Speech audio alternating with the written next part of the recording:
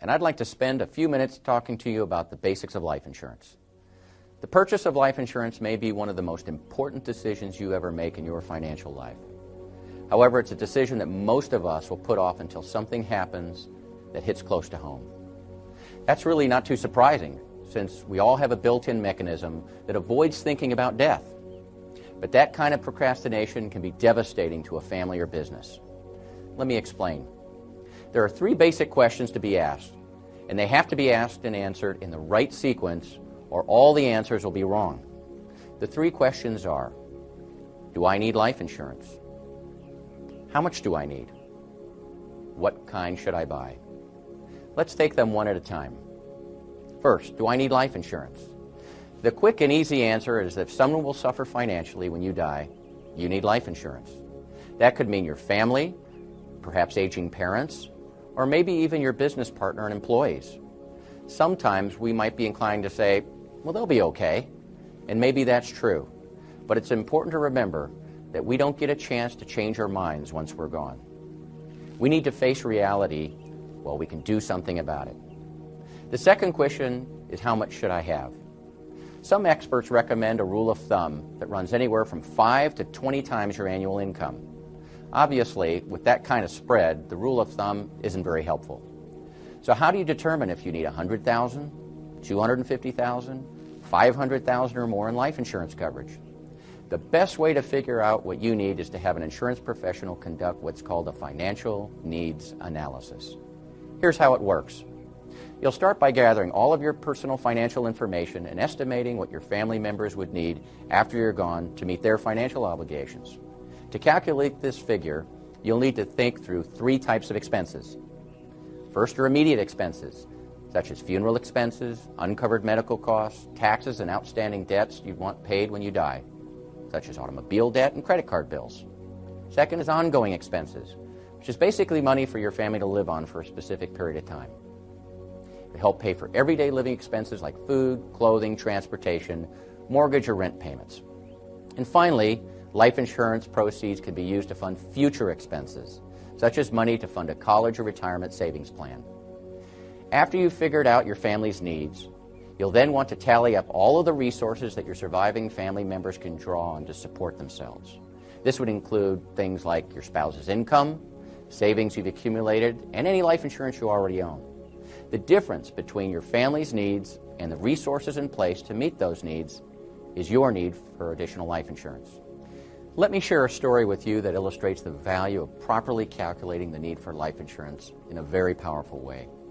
Early in my career, I was working with a physician in Southern California who was very busy and didn't give me any time to help him determine the amount of life insurance that was appropriate for his family. Rather, he asked me to simply sell him a $500,000 policy. I complied with his request, only to read several months later that he had been killed by a hit-and-run driver while changing the tire on the side of the freeway. I took great pride in being able to deliver the much-needed cash to the family, only to be shocked to learn that the doctor had 9 children, 3 of whom were in college at the time. I distinctly remember sitting in a room with his wife and all of his children when they collectively asked me, "Is this all there is?" I felt badly that I hadn't found some way to break through to the man and convince him to approach the process the proper way. I vowed never again to shortcut the process and to always calculate the real need for life insurance. I never have shortcut the process since, and you shouldn't either. There are no do-overs with life insurance. There's nothing more important than buying the right amount of coverage, and you need to get it right the first time. So after you've figured out how much you need, you're now ready to focus on what kind to buy.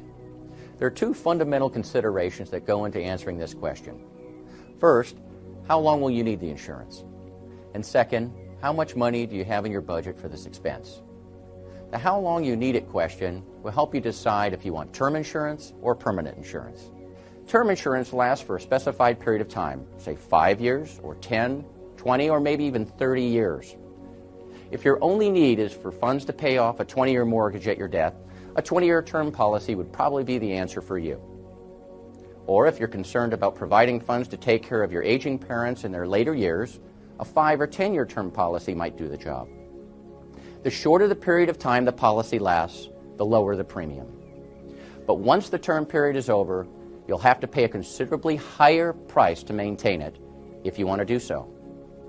And you may well have to take another insurance physical to qualify all over again. That means your health must still be good and that you haven't taken up piloting, skydiving, or vehicle racing.